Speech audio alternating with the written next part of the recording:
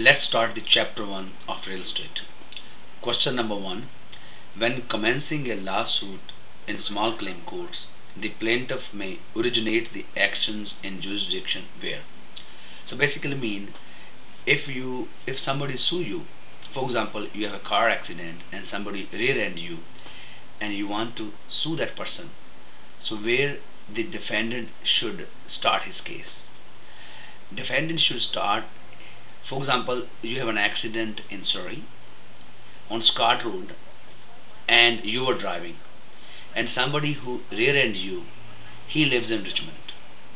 So the accident happened on Scott Road in Surrey and the guy who is living in Richmond, he is the defendant.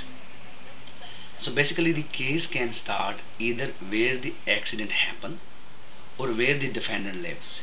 Either you can start in Surrey or in Richmond, where the defendant lives or where the action arose.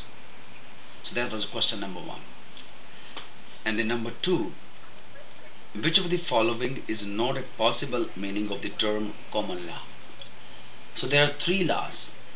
Number 1 is common law. Common law is based on the previous decisions. For example, you have committed a murder and the punishment for this is that you will be hanged to death. And if somebody else commit the same murder, he will be punished for the same crime same way. It's mean common law. Common law is based on the previous decisions.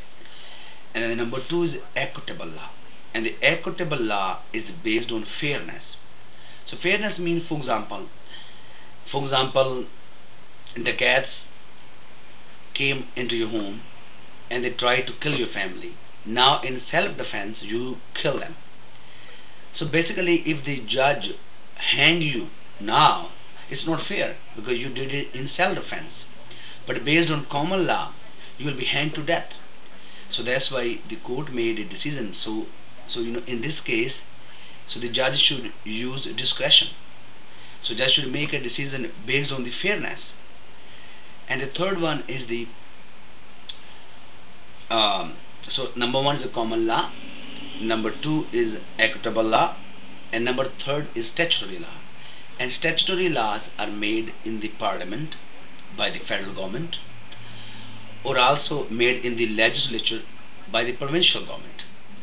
So any changes the government makes, so these changes supersede the equitable and the common law.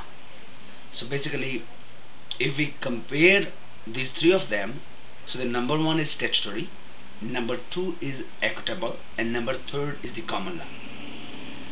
So now we're going to do the question number 2. Which of the following is not a possible meaning of the term common law? As I defined, common law is based on the previous decisions. The law created by the court as opposed to statute law. So basically, so the common laws are opposite to the statutory laws because statutory laws are made in parliament. And then number 2, the principle derived means taken from the common law courts in England as opposed to the principle derived from the court of chancery. So court of chancery mean court of equity. Court of equity mean fairness. So basically is equitable law. So common law is opposite to the equitable law. And the third, the laws created by the federal government in accordance with its power under the constitution. So basically the laws made by the federal governments are statutory and these are opposite to the common law. So that is the right answer. And fourth one, the system of law which relies mean depends upon the principle of stare decisis for its development. So most of the time the stare decisis comes in the exam. So stare decisis mean is based on common law, and common law basically based on the previous decision.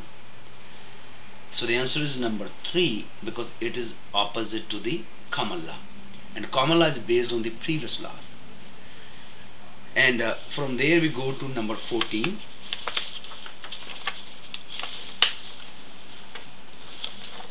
So where a case is brought before a judge in BC Supreme Court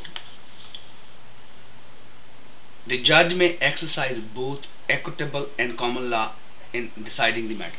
For example, if somebody brings a case in the BC Supreme Court, so the judge may make a decision based on the common law as well as equitable. Basically, he can make a decision based on the previous decision as well as based on the fairness. And this question mostly comes in the exam. And the next one is 18. Government pass statutes in order to. So government basically pass laws in order to change the common law. So common law is based on the previous decisions. Also very important questions. So government pass laws in order to change the common law.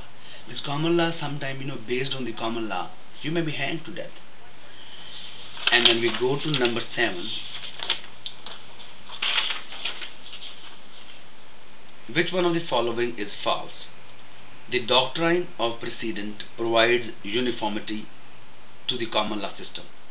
So precedent means previous or former. It's the same meaning for precedent, former or previous is the same thing. Means uniformity. Uniformity means same. In common law, decisions are made based on similarities. If you committed one murder, they hang you. If somebody else does the same thing, they hang you. And number 2, the Supreme Court of Canada is not required to hear all appeals. That's true. The Supreme Court of Canada is not required to hear all the appeals. They use their discretion. And the 3rd, the Supreme Court of BC may exercise both common law and equitable. That's also true, which we recently did it. So when the Supreme Court of BC makes a decision, they may use both common law as well as equitable. And the 4th, an appeal by a taxpayer to reduce a tax assessment would fall within the sphere of private law. No, tax law is fall under the public law because everybody pays taxes. There is no exception. So it does not fall under private law. It falls under public law.